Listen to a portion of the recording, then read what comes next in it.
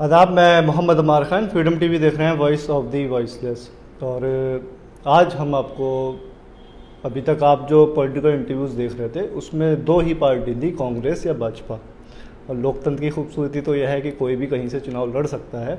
वो सवाल भी ले लेंगे जो MIM के ख़िलाफ़ लगातार एक तरीके से कांग्रेस दुष्प्रचार के तहत छोड़ रखा है कि जो MIM पार्टी है वो भाजपा की एजेंट है। खैर, फ़िलहाल फ्रेम में हैं डॉक्टर नैयर काज़मी साहब, और उत्तराखंड AIMIM और इंडिया इत्तेहादुल मजलिस मुस्लिमीन के प्रदेश अध्यक्ष हैं। और अच्छी बात यह है कि ओवैसी साहब खुद बैरिस्टर हैं और यहाँ जो प्रदेश अध्यक्ष बनाए हैं वो भी डॉक्टर हैं। तो एक चीज़ ये तो निकल के सामने आती है कि जो पार्टी है, जो पढ़े लिखे लोग हैं, उनको पॉलिटिक्स में आगे रख के पॉलिटिक्स करना चाह रही है। तो ये एक लोकतंत्र के लिए मुझे लगता है बहुत अच्छे संकेत हैं कि जब पढ़े लिखे लोग पॉलिटिक्स करते हैं तो वो पॉलिटिक्स जो लोगों तक है, जनता तक है, पहुंचती है। सबसे पहले काज़मी साहब, आपका शुक्रिया हमसे बात करने के लिए। शुक्रिया। पहला सवाल यही रहेगा कि आज आप उधम सिंह नगर के दौरे पे थे, किछा थे और किछापुरी विधानसभा घूमे, सितारगंज हैं। कैसा एक रेस्पॉन्स मिला, क्योंकि पहला दौरा था आपका और जनता के बीच गए, क्या चीज़ महसूस की? देखिए, पहले तो मैं आपका शुक्रिया अदा करता हूँ, फ्रीडम टीवी का शुक्रिया अदा करता हूँ, और उधम सिंह नगर के तमाम लोगों का और अपनी मजलिस की जो हमारी यहाँ पर टीम जो काफ़ी लंबे वक्त से यहाँ काम कर रही थी, उन सब लोगों का शुक्रिया अदा करता हूँ। और ख़ुसूसी उधम सिंह नगर के और किच्छा के लोगों का, जिन्होंने दिल की गहराइयों से मुझ जैसे अदना से कार्यकर्ता को मजलिस की इतनी इज़्ज़त दी। इस बात से ये ज़ाहिर होता है कि यहाँ के लोगों के दिलो दिमाग में बैरिस्टर साहब की और मजलिस की मोहब्बत किस कदर है कि उन्होंने मजलिस के एक छोटे से कार्यकर्ता को इतनी सर आँखों पर बिठाया और इतनी इज़्ज़त दी। मैं तमाम लोगों का शुक्रिया अदा करता हूँ, और ख़ास तौर से अपने मीडिया के बंधुओं का बहुत शुक्रिया, क्योंकि मैंने देखा कि वहाँ किच्छा में भी और किच्छा के और जिन जिन जगहों पर गांव में हम लोग गए, वहाँ तमाम लोगों ने अच्छा कवरेज दिया। तो मैं आप तमाम लोगों का शुक्रिया अदा करता हूँ। तो किच्छा में कैसा आपको एक रेस्पॉन्स मिला? क्योंकि किच्छा में इससे पहले हमारे तसव्वुर भाई थे, वो चुनाव लड़े, सरवर यार खां भी लड़े। तो एक अच्छी खासी तादाद होने के बावजूद, जिसको हम वोट कहते हैं, उसके बावजूद जो एक मुस्लिम कैंडिडेट है वो नहीं आया। और अब तो बल्कि कांग्रेस वाले भी कहने लगे हैं जहाँ जहाँ हमारी अक्सरियत है वहाँ पे हमें टिकट मिलना चाहिए। तो आप मजलिस में रहते हुए उस चीज़ को कैसे देख रहे हैं? देखिए, वहाँ किच्छा में आपने मुझसे पूछा, किच्छा में हमने 2 जनसभाएँ की, छोटी छोटी जनसभाएँ थी, लेकिन जब वहाँ जनसभा शुरू हुई तो कम आदमी और हमारी माएँ और बहनें कम थे, लेकिन जैसे जैसे सभा आगे बढ़ी ऐसे ही भीड़ बढ़ती चली गई। और देखने में ये आया कि लोगों के दिलों में बैरिस्टर साहब की मोहब्बत और बैरिस्टर साहब के जो कारनामे हैं वो सब लोग देख रहे हैं कि बैरिस्टर असदुद्दीन ओवैसी साहब इस वक्त इस मुल्क के अंदर कौन सा रोल प्ले कर रहे हैं। आज कांग्रेस में आपने भी देखा, आपने कांग्रेस की बात की कि कांग्रेस में पहली बार ये सुर निकला है कि मुसलमान भी ये कह रहे हैं कि जब 4 कार्यकारी अध्यक्ष बना सकते हैं तो उनमें एक मुसलमान क्यों नहीं बनाया जा सकता। कांग्रेस के लोगों को बोलने की तो ये मजलिस का कारनामा है। आज मजलिस ने कांग्रेस के लोगों, खास तौर से कांग्रेस के मुसलमानों को ज़बान दी कि वो भी अपने हक की मांग करें, क्योंकि मजलिस ये कहती है और बैरिस्टर साहब का ये कहना है कि सियासत हमारे लिए कोई खैरात नहीं है, हमारा हक है और ये हमारा जमहूरी हक है। तो जमहूरियत में जितना हक राम के वोट का है उतना ही रहीम के वोट का भी है। तो जब दोनों के वोट की अहमियत बराबर है तो फिर अधिकार और हिस्सेदारी भी बराबर होनी चाहिए। जबकि आपने देखा कि कांग्रेस के नवनियुक्त प्रदेश अध्यक्ष के साथ 4 कार्यकारी अध्यक्ष बनाए गए, अलग अलग समाज से थे चारों, लेकिन कोई मुस्लिम नहीं था उसमें। उसी बीच में हर रोज़ हमारे पूर्व मुख्यमंत्री जी अपना स्टेटमेंट देते हैं, वो आप सब लोग देख रहे होंगे ट्विटर पे। हर रोज़ वो अपनी छवि जो है खंडन कर रहे हैं वो। हर रोज़ जो उन्होंने मुसलमानों के बारे में अच्छे शब्द बोले हैं वो उनको वो रिपीटेडली ये कह रहे हैं कि नहीं, ये मैंने नहीं बोला, ये बीजेपी की चाल थी, ये मैंने नहीं बोला। आखिर वो करना क्या चाह रहे हैं, लोगों को, मुसलमानों को बताना क्या चाह रहे हैं? देखिए, जब उन्होंने ये कहा था और मुसलमानों ने उन्हें वोट दिया था, उस वक्त मुसलमानों के पास कोई ऑप्शन यहाँ नहीं था। आज उत्तराखंड के मुसलमानों के पास एक ऑप्शन है जिसका नाम है ऑल इंडिया मजलिस इत्तेहादुल मुस्लिमीन, AIMIM।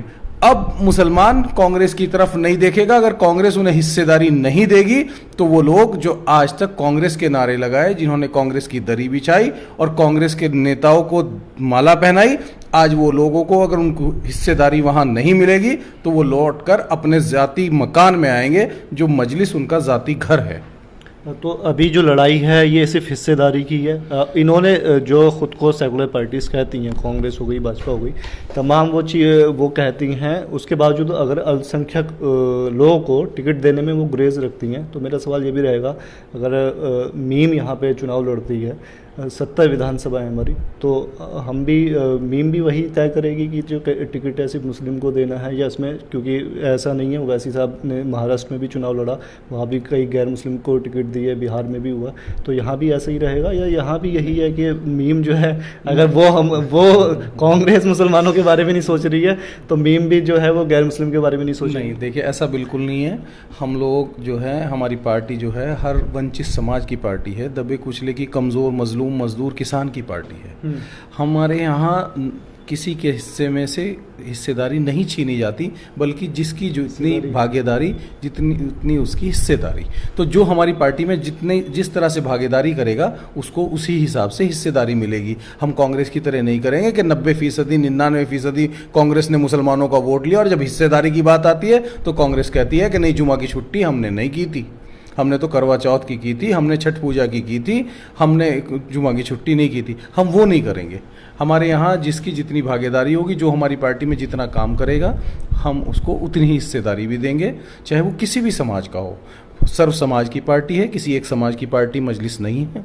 और रही बात इलेक्शन की, आपने चुनाव लड़ने की बात की कि हम चुनाव 70 सीटों पे, हम उन सीटों पर चुनाव लड़ेंगे। बैरिस्टर असदुद्दीन ओवैसी साहब का फैसला आखिरी फैसला होगा, लेकिन हमने जो उनसे गुजारिश की, हमने यही यहाँ से रिपोर्ट दी है कि जिन सीटों पर हमारा संगठन बूथ लेवल तक पहुँच जाएगा और जिन सीटों पर हम फाइट करने की स्थिति में होंगे, हम उन्हीं सीटों पर चुनाव लड़ेंगे। तो उन सीटों में उधम सिंह नगर में मैं थोड़ा एक मोटा पूछ रहा हूँ, जहाँ आप देख रहे हैं कि क्योंकि हमारी 9 विधानसभा उधम सिंह नगर की बात करें, मुझे लगता है सभी जगह पे मुस्लिम डोमिनेटेड है। जी बिल्कुल सही कह रहे हैं आप, मुस्लिम डोमिनेटेड है। मुस्लिम का वोट यहाँ जीत हार तय करता है। और जिस जगह हम बैठे हैं यहाँ भी यही तय होता है। और मुझे अफसोस ये है कि यहाँ से अभी तक कोई मुसलमान जीत कर नहीं गया।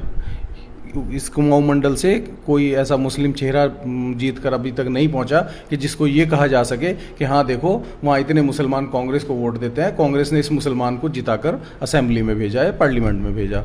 तो ऐसा नहीं है, लेकिन इंशाअल्लाह अनकरीब वो वक्त आएगा कि जब मजलिस उस कारनामे को अंजाम देगी कि यहाँ से ये कहने वाला वहाँ मौजूद होगा कि मैं ऑल इंडिया मजलिस इत्तेहादुल मुस्लिमीन का विधायक हूँ, मैं ऑल इंडिया मजलिस इत्तेहादुल मुस्लिमीन का MP हूँ, इंशाअल्लाह अज़ीज़। काज़मी साहब, एक सवाल इसमें ये भी रहेगा कि आपको नहीं लगता AIMIM ने थोड़ी देर कर दी यहाँ लोगों तक पहुँचने में, और आप 1-2 महीने पहले लॉन्च हो गई, जो कुछ यंगस्टर्स जो भाजपा से और कांग्रेस से त्रस्त है, मैं मुस्लिम नौजवानों की बात नहीं कर रहा हूँ, मैं सभी नौजवानों की बात कर रहा हूँ जो भाजपा कांग्रेस में अपना भविष्य नहीं तलाश रहे थे राजनीति में, आप आ गई और आप जो एक था कोर वोट बैंक या एक संगठन ले गई, और अब आपको वहाँ उसको वापस लाने में थोड़ी बहुत जिद्दोजहद करनी पड़ेगी। नहीं, देखिए, हमारी पार्टी 1 जनवरी 2020 में यहाँ आई, मार्च में लॉकडाउन हो गया, मार्च से 3 महीने तक लगातार लॉकडाउन चलता रहा। उसके बाद कोविड की तमाम रिस्ट्रिक्शंस और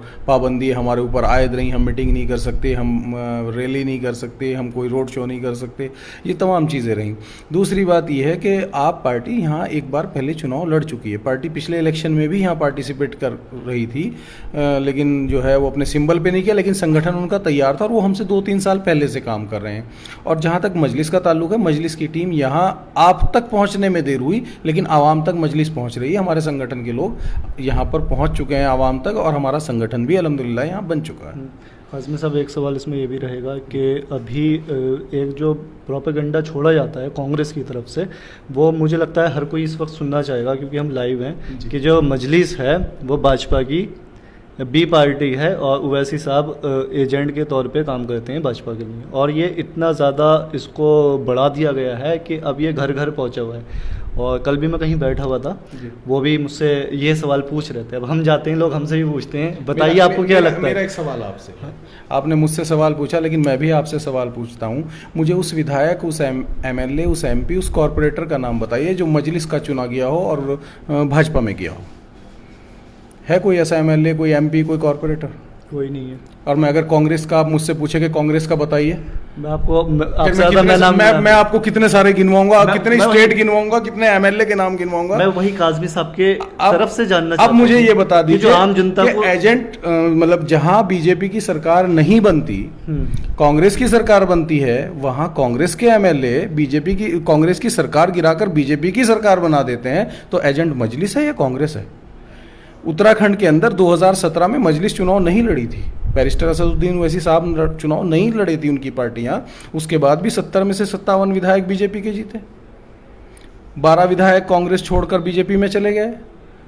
तो भाई एजेंट हम हुए या वो हुए? आपको नहीं लगता कर्नाटका में क्या हुआ? झूठ से एक नुकसान पहुंचेगा? बिल्कुल नुकसान नहीं पहुंचेगा। जो समझदार लोग हैं, जो इंटेलेक्चुअल लोग हैं, दानिश्वर लोग, सब समझते हैं।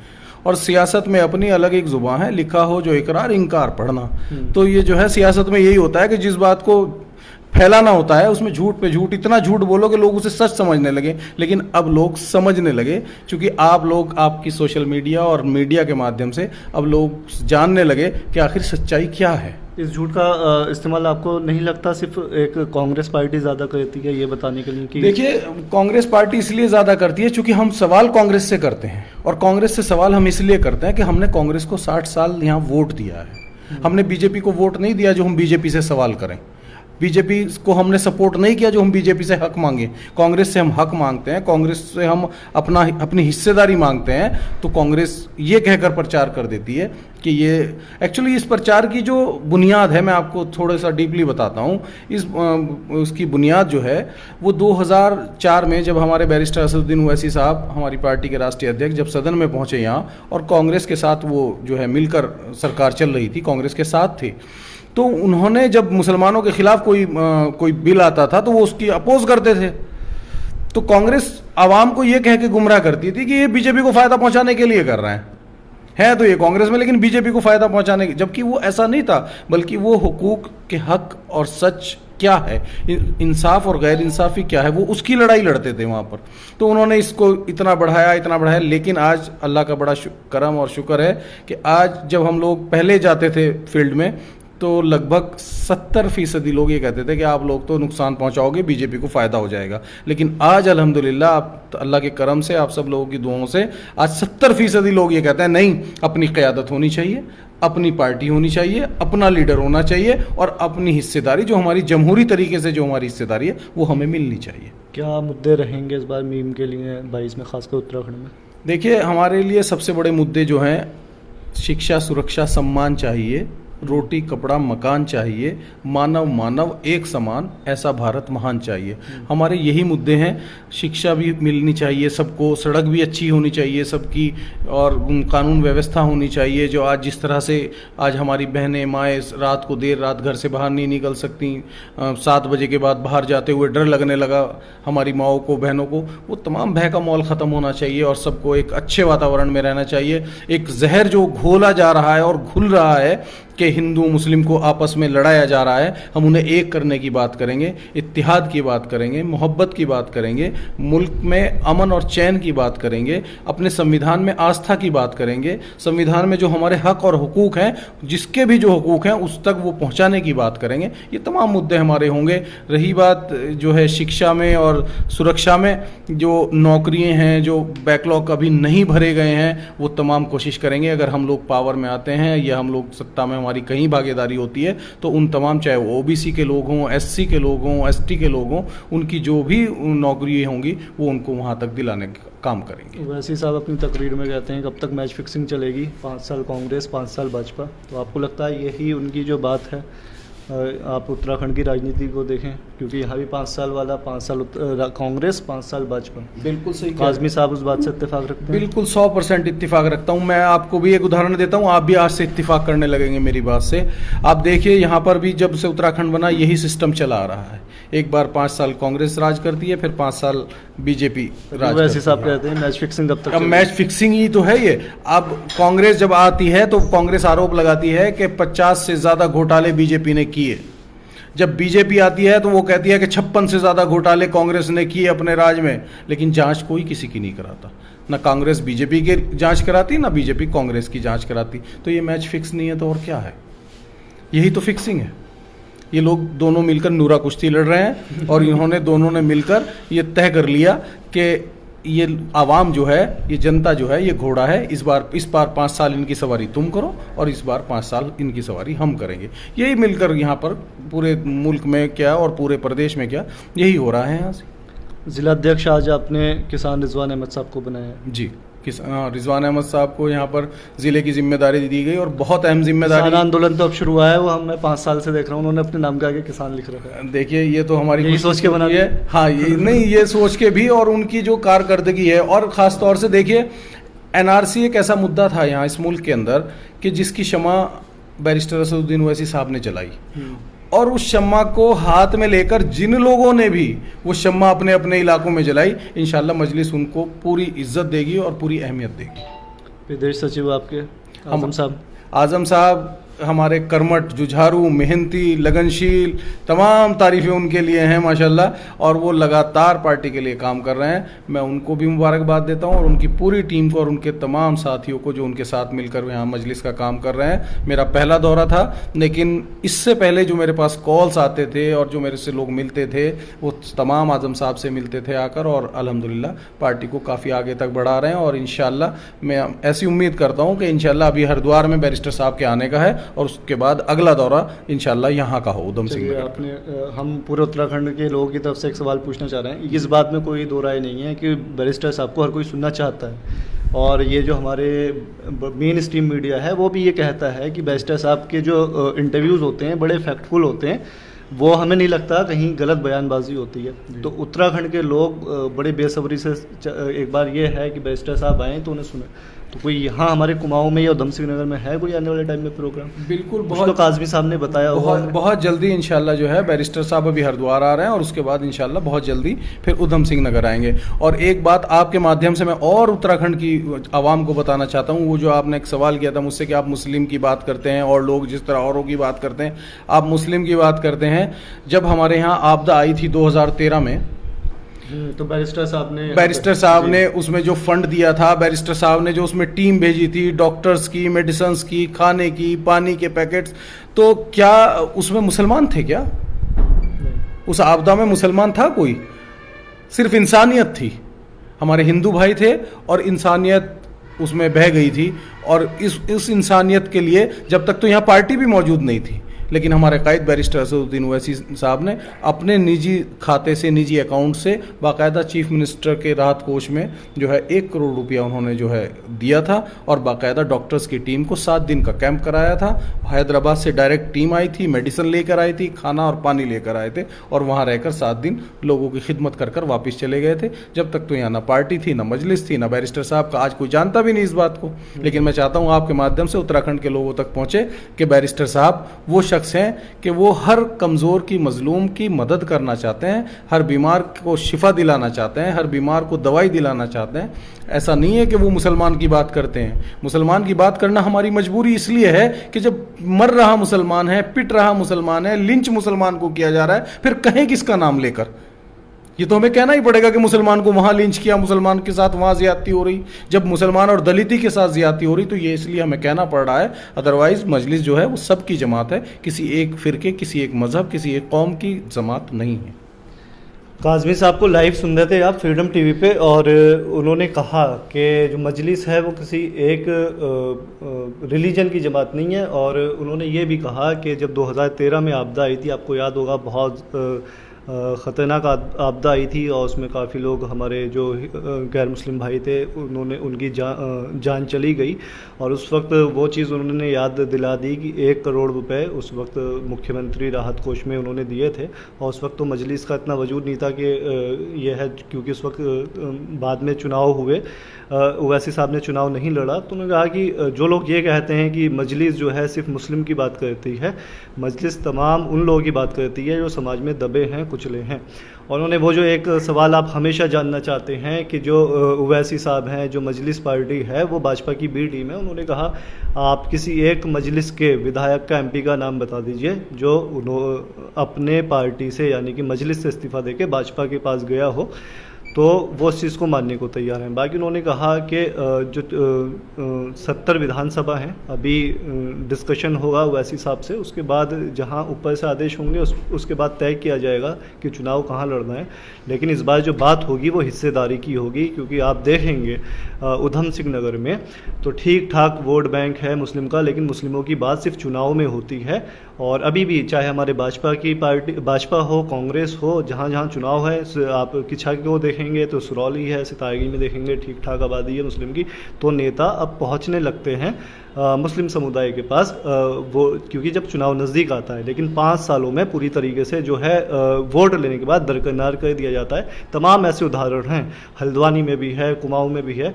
तो मजलिस इस चीज़ को बदलने आई है और ज़िला अध्यक्ष यहाँ किसान रिजवान अहमद साहब को बनाया है। वो एक बात मैं उनसे कह रहा था कि आपने रिजवान साहब को किसान ज़िला अध्यक्ष बनाया है, तो एक चीज़ हम ये भी बताना चाहते हैं, किसान आंदोलन अब चल रहा है, 5-6 साल पहले से उन्होंने अपने नाम के आगे किसान रख रखा है। तो वो थोड़े आप ये कह सकते हैं एक हमदर्दी जो होती है, जो ज़मीन से चलने वाला इंसान है, वो किसान रिजवान अहमद साहब हैं। प्रदेश सचिव हैं इसमें आज़म साहब किछा के हैं।